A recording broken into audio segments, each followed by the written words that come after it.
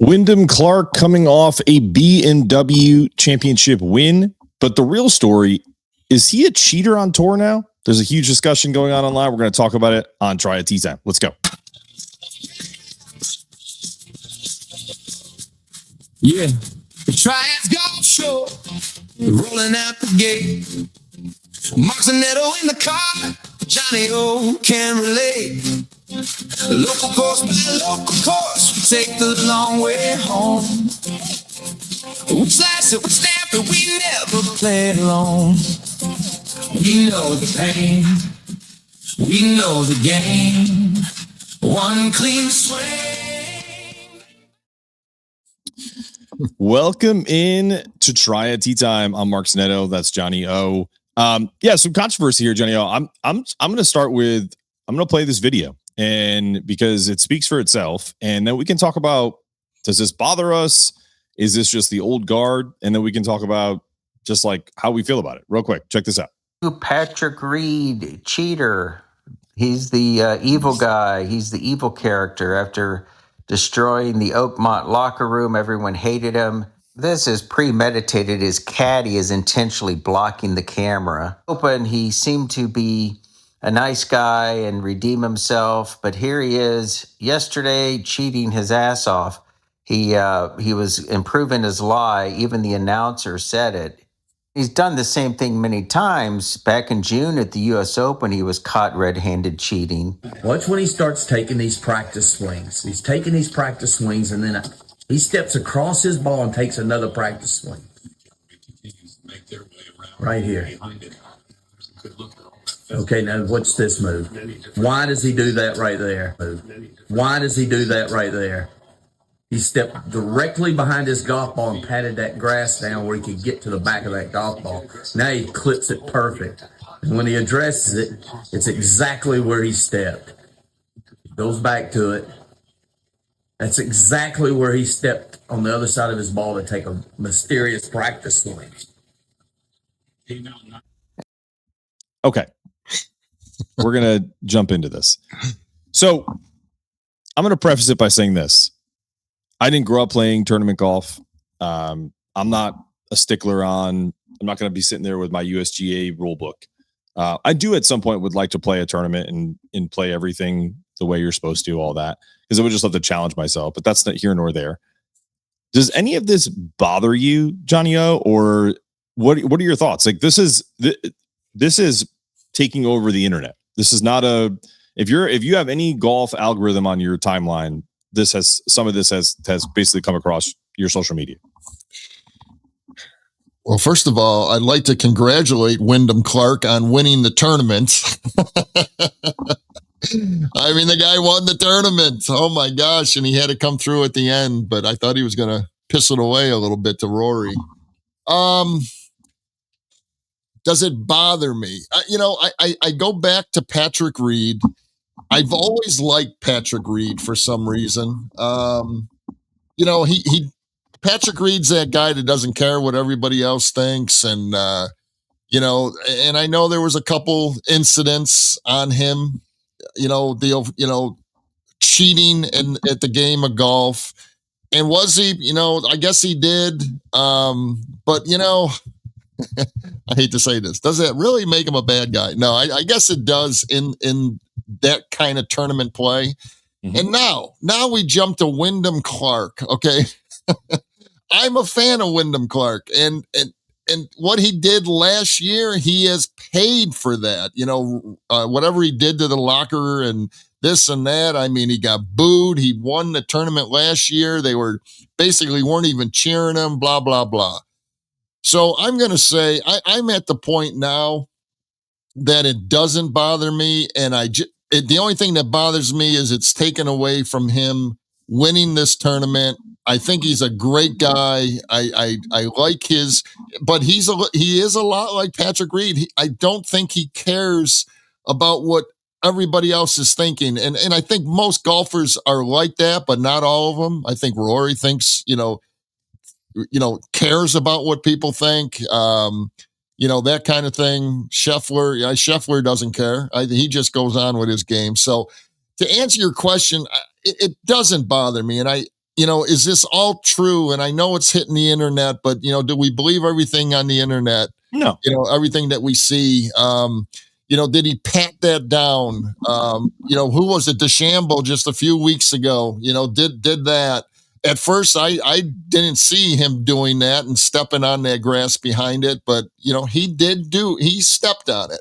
So my answer is no, it doesn't bother me, but I would really like to investigate it more to see if it actually helped him.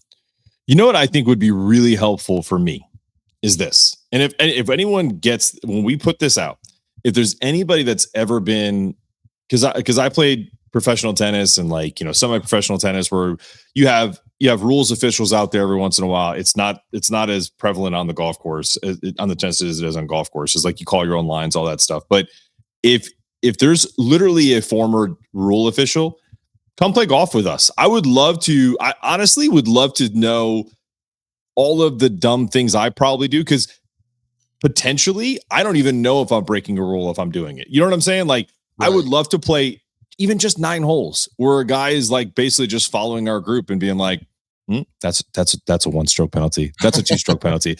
Because it could be a situation where I'm naive to the fact that you're not supposed to do that. Does that make sense? Because I love to play golf. I guarantee there's 95% of the population is like us, where we know the rules, the things that you're supposed to do, but if you're playing, casually, rolling it over in the fairway, taking relief in a sand trap that is like has water in it, like all these things that we do that potentially aren't letter of the law, but we do it because we're just having fun and no one's playing for money.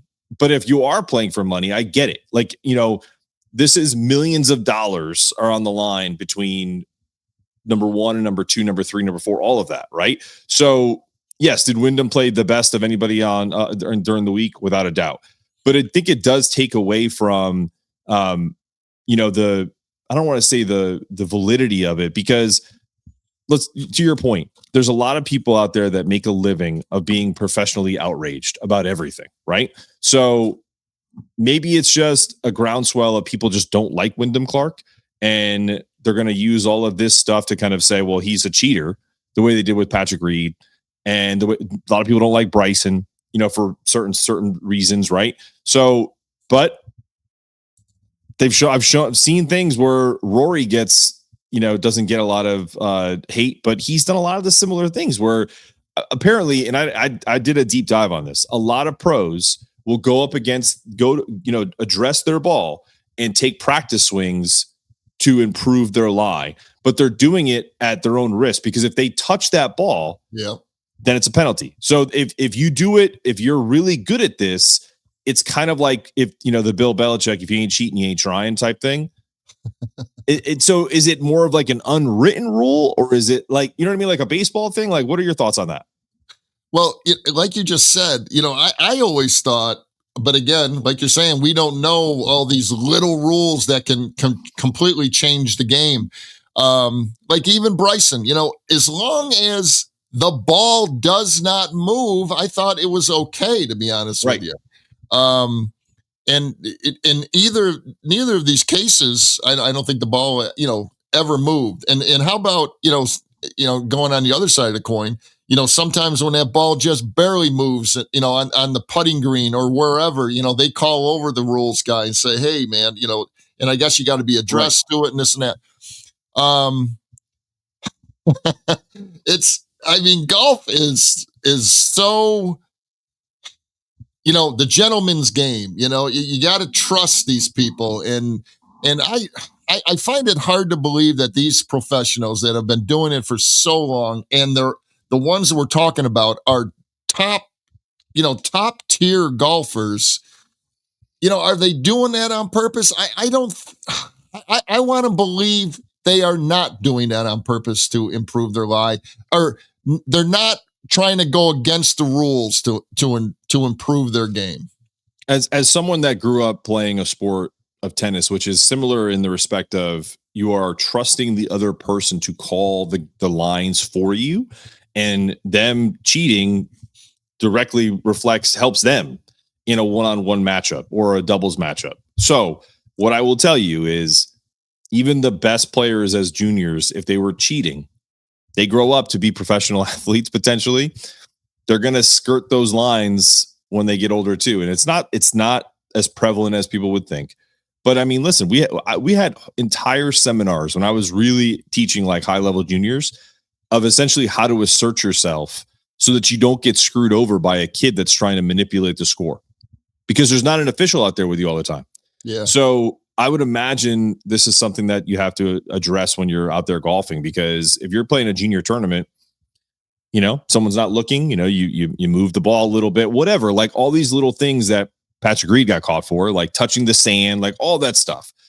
So there's those little nuances that, yes, if you're not as like, I think Cameron Young, you made a comment about calling something on yourself. I think he addressed himself a penalty because the ball moved.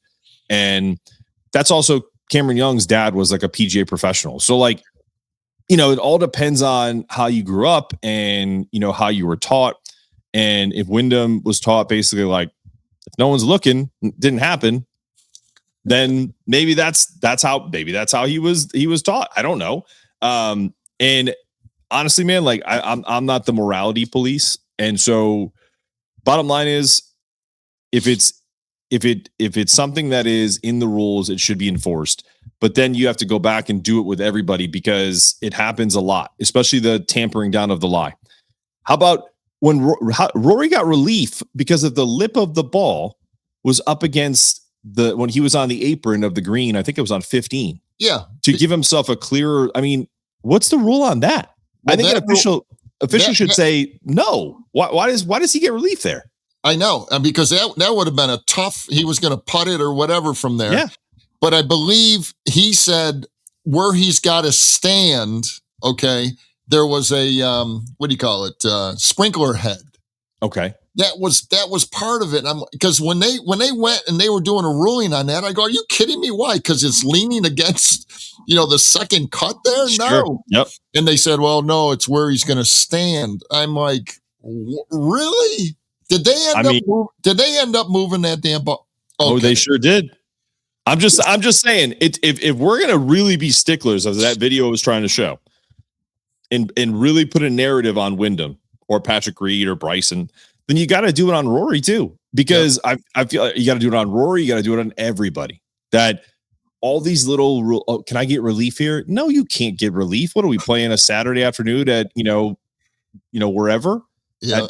At Bryan Park, and it's me and Johnny O, and it's like, hey man, I'm going to give myself relief. Oh yeah, who cares? But there's not $1 million on the line, no, or 25 million. So, and you saying that $1 million or 25 million or whatever, hundreds of thousands of dollars. That's where I can't see it going through Wyndham's head at that time. Okay, saying telling himself, I gotta, move that long grass down. So if I do this, do that to improve it, I mean, I don't want to believe that he did that on purpose. I don't. And maybe we hear from him why he stepped over and took that other swing. But from what I just saw, it just looks like where his ball was. He took another swing about 2 or 3 feet on the side because that same grass was like that and he was seeing what his club would do, which is okay as long as he doesn't hit the ball. Talking about this one? Watch. Yeah. Yeah, I took the guy's voice off. That guy's voice annoys the shit out of me. Yeah, he was. This one right here. Right there. You know what I mean? He might have saw, okay, that's the same grass that I got to go, my backswing. It also could have just been, listen, as a guy who sweats profusely and all these stupid sweat bees follow me when we're on the golf course, that could have just been a freaking bug that he was wiping away. But of course, it's the internet, so we think it's him being nefarious. I think the thing that people are, to me, the thing that I'm curious more about is if you go back, it's this stuff. Is how do you police this? If you're going to watch, he takes 1, 2, and then you actually did hear the announcer say, like right there, I don't know if you can see it, it's kind of cut off. He's taking a long look. This is the third club he's placed down because he actually went in between different clubs. Okay. And so the announcer said, so the lie might be better. So that was verbally said on CBS. I don't know who the announcer was. So if or it was maybe Golf Channel. But the idea is that he was improving his lie. But again, if you talk to golf, not officials, but golf professionals, maybe the ones that are out there teaching at local clubs, most pros do this regardless because they're trying to get a feel for what that will feel like when they hit the ball. And if they hit that ball, then that or the ball moves, it's a penalty. So you can't do it so vigorously like he was doing because it can be, it could give you a penalty. So the ball didn't move. So I just don't think that that's as big a deal. I really don't. No. I'm on Wyndham's side on that. Damn it, he won the tournament. Congratulations. Let's go to the Tour Championship. No, I'm with you. All right, real quick. I went there yesterday. One of our sponsors, Fore Real 24.com. Check them out on New Garden Road, or not New Garden. That's on Horsepen Creek, and in the New Garden area, if you will. It's on that side of town. And so follow them on Facebook. Clay Jordan does an amazing job because even when he's there, you're setting yourself up. He's always asking if you want some music or you want to, do certain things. Do you want to fix how the feedback is being assessed to you on the Fore Real 24? It's a simulator. I loved it. My son was at a some kind of extracurricular activity, so I had a couple hours, and I played Tobacco Road on the simulator. It was really cool. So really fun. Do I get frustrated sometimes with the simulator? Absolutely, but at the same time, I get frustrated with golf. It's the most realistic thing that you'll ever do outside of going to play. So go check them out. Memberships. We're going to end up having a promo code to get a discount on memberships, or at least maybe do like a free trial here coming soon. But if you need more information, you can check them out or even email us at triadteetime@gmail.com and we'll get you squared away. That's Fore Real 24. Phenomenal job they do there. Great place. 8 here last night. Salsaritas. Phenomenal. That was in New Garden. After my son's extracurricular, I took him to dinner there. I mean, if you have young kids, I love going to a place like Salsaritas because they have to order the food. So he had to go up and say, I want the 2 taco combo and talk about what he wants on his fresh Mexican food that we got. And then we sat down and I could, how food is good? No one says a word. He was chomping down, those beef tacos. It was phenomenal. Chips and I mean, for what you get, I think we spent $28. I mean, dude, it's so good. But for that price point, phenomenal. You got to check them out. If you're in Greensboro, it's on New Garden Road. If you're in High Points, at the Palladium, phenomenal Salsaritas. I haven't been there in a while, and it's just so good. I'm going to start going there more. I'm going to be there every week with my son. Could not have said it any better. And please, seriously, if you do go, tell them we sent you. Triad Tee Time. They'll really appreciate that. Miguel, the manager over there, would love to hear that. Phenomenal. So you played Old Homeplace last week, right? Or last Friday we played. Yep. I forget where else we played, but yeah, our last one was late Friday. Always in great shape.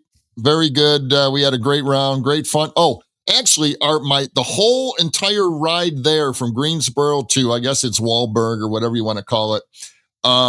Pouring rain, just absolutely pouring. I'm like, no, don't take this away. As soon as we pulled up, the clouds started clearing. The sun came out for that next 4.5 hours. It was the most beautiful afternoon in the world. I got home back in Greensboro, started storming, raining again. So, I mean, the window was perfect. We timed that right. And every time I make the tee times, it always seems to work out. When Phil makes the tee times, we usually have a little situation, but I've been complimented on my tee time talents, I guess. But anyway, yeah, we had a great round. I'm going to mention a couple things. Go ahead. I played well. I snuck in a 79, and that's with 2 doubles, one in the front and one in the back. That just, you start thinking, oh my God, I could have been a 75, blah, blah, blah. But played well. It was just a good time. And we were playing dots. We call them dots, if you win the hole, greenies on par threes and birdies and all that kind of stuff. We were playing teams, and it was me and Phil against Charles and Ed. And, we were pretty much, ahead most of the time, but I got to give, and Ed will get a kick out of this. I got to give Ed credit on a par three. We were up by 2 dots, which is okay. But the par three on number 12, I guess it is, he gets the greenie, the birdie, and the hole. So he triple dotted us, and they took the lead, and we ended up losing by 1 dot at the end. So that triple dot by Ed Siegler, kind of, got us at the end. We had to hand over some money. So, but it was a great round. Always a great round at Old Homeplace. Go check them out if you haven't. Very fairly priced, and it was in outstanding condition. I love it. We didn't play for anything, but the 2 of us played Holly Ridge with a buddy that I met on North Carolina Triad Golf Group, Brandon Mills, who is a stick. I mean, he didn't exactly score. He, definitely 3-putted more than I've ever seen him, but the way he hits the ball, it's kind of like I texted you. I saw him play a year ago, and then he had back surgery, so maybe that's part of it. I was just like, I went on to one of these groups, and I think I said it to you. I was like, that's how I want to play. Like his game is exactly how I want to play. Nice little draw, has the ability to kind of, take little wedges and get close so he has a birdie chance. I'm giving him his flowers, and if I see him in person, then I'm going to talk shit to him. But real talk, like he's a phenomenal player, and I would love to play with him more, because he's just a really good golfer. And whenever you play with good golfers, you kind of get an idea of little things that you want to improve in your game. And so ever since I saw him play, a while back, I wanted to get him out there, and we had an opportunity to play with him. And Holly Ridge, great condition. Phenomenal. I love how wide open it is, but also sneaky difficult to score, because those greens, man. I mean, how many lip putts did we have on the front 9 between the 3 of us? I think like 8. I think we counted. Yes. I mean, and it's really, I saw a great quote. It was like, lip putts are just bad putts. And so maybe that's true, but depending on the speed, sometimes you get lucky. Like, I mean, I think one putt I had, it was for like a birdie putt that literally hit the pin and just bounced to the right. Yeah. And it's just, I don't know. We were having a hard time with not necessarily reading the greens, but maybe the speed, judging the speed of it. So it's very fast, but let's give the greens. When we're on the greens, I pointed out a couple times. I said, look at these greens. They were immaculate, man. They truly were. But you don't want to get above the hole there, obviously. But they were fast, and like you said, we missed so many close ones. But playing with him, playing with you, it elevates your game. You just feel, a lot of times people go, oh, I get intimidated when I'm playing with, a really good player or whatever. I think it helps. I do too. And we all kind of stayed right in that, same scoring because of the greens. The greens were the equalizer. Yeah, equalizer for sure. And I honestly think we all got into a really good rhythm, like after the 10th hole. And that back 9 was like a lot of pars, and then I got a birdie on the 18th. That was it. That was the lone birdie. Yeah, your birdies and my bogey on that was the difference between us tying. I know it. Yeah, no, it was a really good. I thought that was a really good round of golf, because it coupled a couple things. A lot of frustration on the front 9 of not being able to score, and then because of missed putts, but then we all kind of just settled in, and it was such a beautiful day.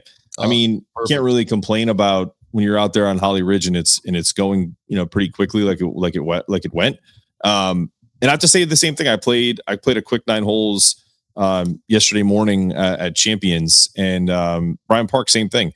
Beautiful. Like the players greens had just been aerated, so I went to Champs, and it was phenomenal. Got linked up with got to give this guy a ton of credit. I didn't get his last name. His name was Rob, 76 years old. He played the whites with me, and dude was, I mean, didn't hit it as far as he used to, but the guy was built like a rock. Like you could just tell, just broad shouldered, from Ithaca, upstate New York. You're Nice. like, your neck of the woods. Yeah. It was definitely, I don't know what it is, man. People that move down south, you randomly meet the same people that you probably would have met up north.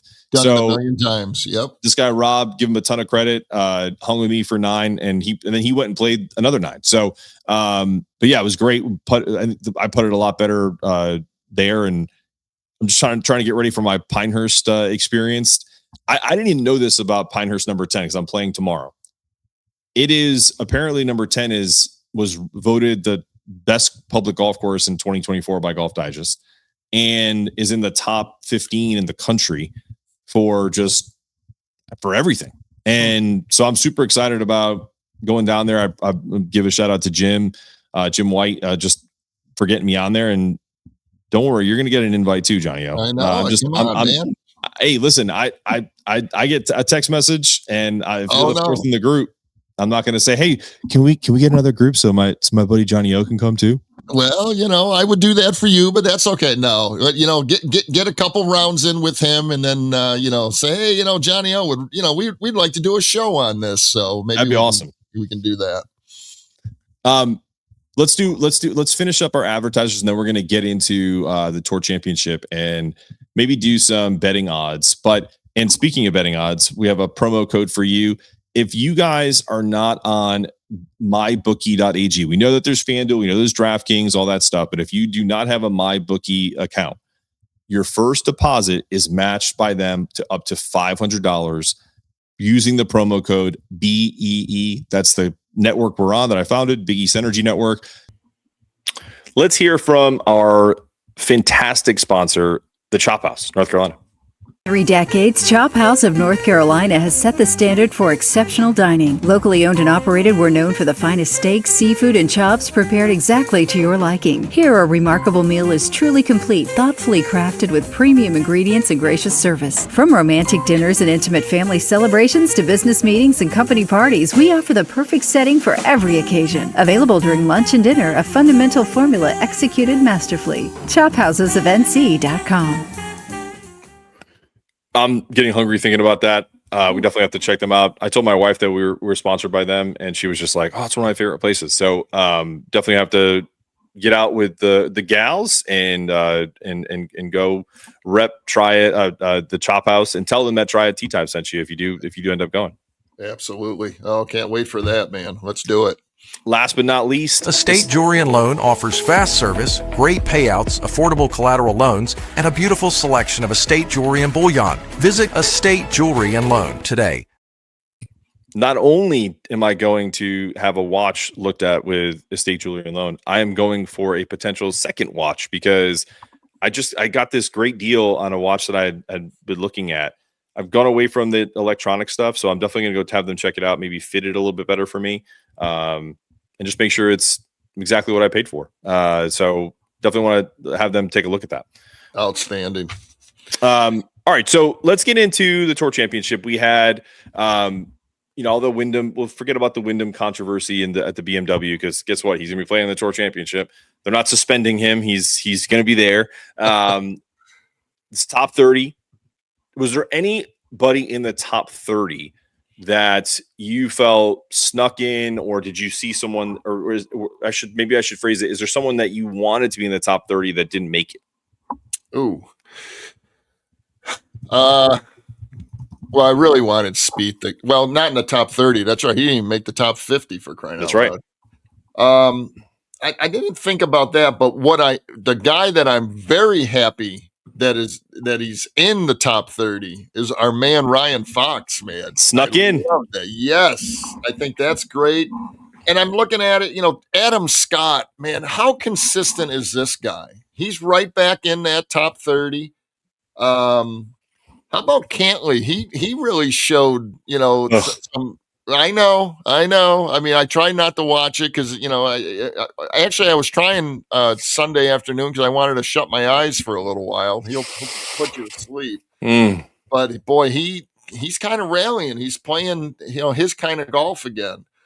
And from what I remember, isn't Siwoo Kim, wasn't he the only guy from rated 50 to 70 that made it to the 50? And I believe he's in the top 30 now. So that's pretty impressive. No, he's top 5. The one that was, I think he didn't make it. It was Sunjae Im. Oh, I'm sorry. You're right. That's it. It's no worries. In America, that'd be like a guy named Jim Smith and John Smith. So it's I don't think that's a really big issue. It's like, Sunjae Im didn't make it. He got to 37th. Had himself a good run to get that close. I'm very happy for Ryan Fox. But I wanted Rickie Fowler to get in the top 30 because I do think that he was 30th going in. He dropped to 33. Of that next grouping, Justin, you could put Justin Thomas in there if you want, or Aaron Rye. I like Aaron Rye a lot, or even our guy Michael Brennan. But his was more of a long shot. He was in the low 40s.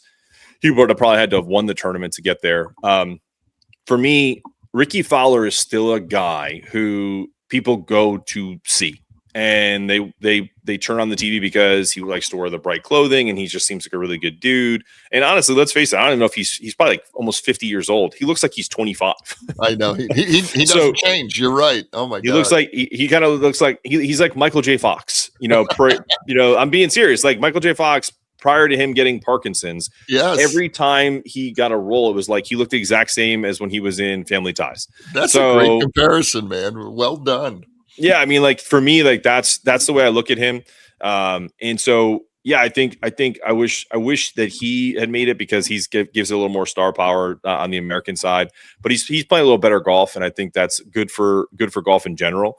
And absolutely, Ryan Fox. I made a joke, and I want to get this out there because I think it would be funny for people. I want people to tell me I'm right or tell me I'm wrong. I hate to keep piling. Patrick, I can't watch golf when Patrick Cantlay is playing. I just can't. And I feel like because he takes so long, they almost wait to show his shots for when he's ready. Like you can't do a feature group. Like you can do that now. So like you and I bet on Scottie Scheffler to top 10, top 5 when he was like really low after round 1, right? Right. So on Sunday, when it first started, I didn't watch the regular coverage. I put on my ESPN Plus and watched the Scottie Scheffler feature group, and it's him and Cameron Young. So it's really enjoyable, right? If he was playing with Patrick Cantlay, I wouldn't have done it because you can't focus on him because I said based on how people know we like to play. When I die someday, if there's a hell for me would be playing golf with Patrick Cantlay every day for eternity. Oh man. It just would be. Because if you think about the things that frustrate you, the things that drive you nuts, that's one of them. Yeah. Yep. Now, what do you agree with that? Like, you can play golf every day, but you have to play golf every day with Patrick Cantlay, and you're as good as him. Or you can stay where we are, the handicappers that we are, and play the way we play normally. God, you come up with some good questions. Oh my gosh. I thought I was a very impatient man, and I am. But man, you take it to new levels here. But watching him, it's and I know you go through this same thing. It looks like he's ready to putt, and then he doesn't, and he just keeps going. Sometimes, then he'll move his feet like 15 times before. I'm with you on that, but man, you're taking it to the extreme. I love it. Someone's worse than me with the impatience. But to answer your question, no, I want to be, if I could be as good as Patrick Cantlay, I'll be able to watch him. I would play right alongside him for the rest of my life. That would be kind of cool. I'm going to respectfully decline. I'm going to stay as middling as I am, and I'm going to play at the pace I want to play at because I feel like I've slowed down. But because I don't speed golf anymore. But man, I couldn't do it. It just wouldn't. It's not even. I feel like it's not even about impatience. It's also it's just more about like momentum. Like sometimes I try to do that Cameron Young pause just because I want to like practice stuff. Yeah, and I can't do it. Yeah. It's once this body gets in motion, man. It's like a train. Nothing stopping the train. I don't get it. Hey, on a positive note now, let's leave Patrick Cantlay alone here. But I'm right there with you. I'm about halfway there with you. How about the great story? And it's just been a great story for years, and they just keep bringing it up. But it really is something special here. Gary Woodland, what he's doing out on the golf course, okay? With the brain surgery and the things that go through his head because of this brain surgery and, the noises. I don't know if you saw the interview, and he was in top 5, man, the whole week. He said, he goes, when he can hear a train in the background or a crowd noise, it really screws him up in the head, man. And he breaks down, into tears when he's interviewed, after. He's so exhausted. I mean, we all know, as amateurs, what a grind it is to play, some of these courses that we play. These guys are grinding every shot, man. And for him to be out there and excelling at the game that he loves and playing, he's got a chance to win this damn thing. I can't imagine how exhausted he is after these rounds, because of what he has been through for the past 3 or 4 years. What do you think of him? I mean, I would love to see him win the whole damn thing. I mean, number one, like, how could you not root for him, right? Something that me and a buddy of mine, give him a shout out, Kyle Mordecai, really good golfer, by the way, up in Connecticut, does like club fitting and stuff like that. He is something that I'm taking from Gary Woodland's game. And this, I'll get a little serious with you right now. When I had a stroke in probably 4 or 5 years ago. I always forget like exactly when it was. I try not to think about it. But one of the things that he has started to do, that they asked him about, was during his like putting routine, he puts a hand over his heart just to kind of like calm himself down. And now, I didn't have a traumatic brain injury from the stroke, but I did have, some complications and everything that goes with that. And so I was joking around with my buddy Kyle, like, that's just something that I feel like I started to do. I'm not doing exactly what Gary Woodland does, but like yesterday when I was playing, I did take like a moment before every putt to just kind of like, just like to give yourself like, because it's like a reminder that, you know what, if things went a different way, I wouldn't be doing this podcast with you. I wouldn't have this wonderful family, like all these different things that you kind of can give yourself perspective on when you're out there playing this stupid game that is really just for fun. And so for someone like Gary Woodland that's doing it for a living, 1,000%, I root for him. I wanted him to. And also, how about him topping a drive? He's a man of the people, man. Like this is a guy who does the shit that I do. Can hit a phenomenal, shot, and then 2 seconds later he's in, the lake because he popped his head up. So yeah, man, like I think he got a whole new legion of fans, and hopefully, he can put a string of rounds together and, cash a big check, because I'll be rooting for him for sure. He, what was I going to say? I just lost the train of thought here. Woodland. Oh my gosh, go ahead. What? Oh, my question to you. Okay, so now we're in the top 30. Yep. So the winner of this tournament is the FedEx Cup winner overall. Yes. No matter who it is. Yep. I believe so. And it didn't used to be like that, but they changed it. Obviously Fleetwood won it last year, the outright winner. So it's still that. So if Ryan Fox wins, I mean, he's the FedEx, FedEx Cup winner. I think that's pretty cool. I kind of like it that way, but if Scheffler comes in second, he doesn't win the whole thing with all those points. That's that's where I'm confused. I'm still confused on that.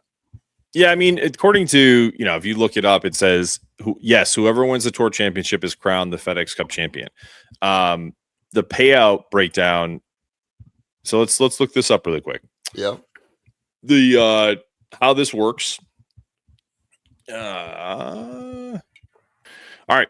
So here's the explanation for FedEx Cup. So obviously top 70 players get in, then it's top 50 from the BMW. So once we get past the BMW, everything is sets back to zero. So Scottie Scheffler won. That's the season-long event.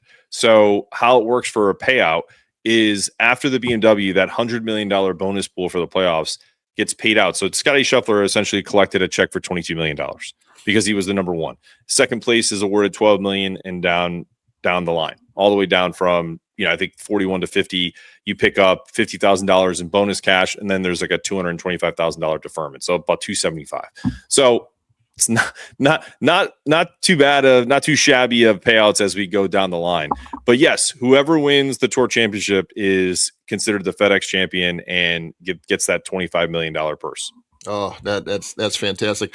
I love that you just said that. So Scottie, because he had the points, got another $22 million for that.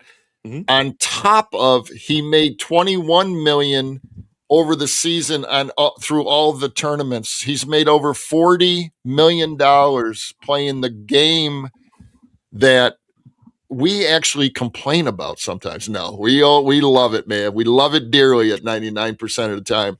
But wow. I mean, that is just crazy money, man. Here's the payout for the season. Scottie Scheffler, $23 million. There's $1 million that's deferred, so the cash payment is $22 million. I don't know what that means. I don't care. Matt Fitzpatrick, $13 million. Wyndham Clark, third, $8 million. Cameron Young, $6.5 million. Siwoo Kim, 5.4. Chris Gotterup, 4.3. Colin Morikawa, seventh place, $3.3 million. Sam Burns, $2.4 million. Tommy Fleetwood, number 9, $1.65 million. And Ludwig Aberg, $1.31 million. Poor Rory did not make $1 million, only $985,000. Okay. So then down the line, I think some really cool ones like Ryan Gerard, who is number 17th here from Raleigh, made $670,000. Alex Smalley from Jamestown, $560,000, played at Duke. Those are some local guys. I'm trying to think of anybody else. Michael Brennan, Wyndham champion, made close to $300,000, $279,000. And then last but not least, a guy like, where's Ryan Fox? $460,000. Listen, winning the Open plus $500,000, I'll take it. Yeah. That's what it is. It's and they just explain it. The deferred payment goes to pension. So like all the money if you made $23 million and your $1 million is deferred, that goes to, so the $1 million winners, top 5, that $5 million goes to the PGA pension, which I'm sure these guys need in the future. To me, it's funding for the guys who don't make $23 million, because Scottie Scheffler's not going to need a pension when he retires. His little baby's grandkids aren't going to need a pension, for crying out loud. No doubt. So let's look at these golf betting odds sponsored by our guys at MyBookie.ag. Go check them out. Scottie Scheffler has the best odds, plus 345.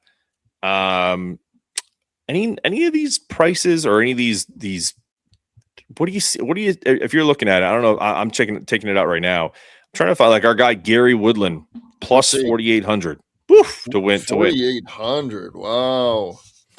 There's only 30 guys. So, like, dude, Ryan Fox, plus 9,600. When was the last time? He's the worst odds of anybody. When was the last time the guy who won the Open Championship was almost 10,000 to 1 to win the Tour Championship? That's worth putting a couple dollars on. It's worth putting $1 on. $5. Absolutely. Yes. Oh, I'm going to look into this. What's Wyndham Clark? He's going to be like I'm going to say plus 1,600. Jeez. I mean, it's to win it. Like, and you're doing it before you even see any of them play. So that's why the odds are so, a guy like Scottie is double everybody else. Like, so the odds of him winning are better than everybody. Oh, yeah. But, when you think about how good some of these players are, like a Cameron Young is 15-1, Wyndham Clark 16-1, your boy Patrick Cantlay 16-1. What's Morikawa? 20-1 plus 20, 20 and a half to 1. Yeah. Look out for that guy. He's good, man. He could win that tournament. I'm looking at all these names. Any one of them can win this coming weekend. Definitely. Let's put it to you this way. Ryan Fox. I have, I think there's you have these bonus credits or whatever. Yeah. And I have 50 cents. No BS. 50 cents of bonus credit. If I was to put 50 cents on Ryan Fox to win the Tour Championship, I'd win $50. Oh my God, that's funny. That's funny. Oh my God. So just to give you an idea, if you decided to throw, $50, which is a lot, on Ryan Fox, you'd win almost $5,000. Jeez, nice. How's $10? $10 to win. $10 to win almost 970. Yeah. Wow. Yeah, 960. You're right. But that's fun crazy stuff. I think for me, I'd like to look at these top 5, top 10s. I like a couple really good prices. Top 10 for Matt Fitzpatrick is plus money. Chris Gotterup is plus money. Same with your boy Colin Morikawa. That's plus money, 106, 105. So what that means is you don't have to put up more to win more. So if you put $25 up, you'll probably win $53, something like that. So those are some really good ones. And someone like Justin Rose is plus 180. Gary Woodland to make the top 10 is plus 205. So that's almost like a blackjack. You win plus money off of that. Yeah. That's if I was betting, and I probably will throw a little money on it this weekend. That's kind of what I'll look at, and then I'll pick a random outright winner just to see, and we'll see how we go. Sounds good. Looking forward to it. Well, that will be that top 30. That's going to be fun to watch. Absolutely. All right, man. Well, listen, I will report from Pinehurst and let you know how that round went, and make sure you get that next invite. And you gotta hold it down in this local group and make sure that Ed and those guys aren't tampering down their lies, to make it better for them. So we gotta start getting a little strict out there. I'll be watching them today for sure, like a hawk. All right, my friend. We'll see you next time on Triad Tee Time. Yeah, the Triad Golf Show, rolling out the gate. Mark Zanetto in the car, Johnny O can relate. Local course by local course, we take the long way home. We slice it, we stamp it, we never play alone. We know the pain, we know the game. One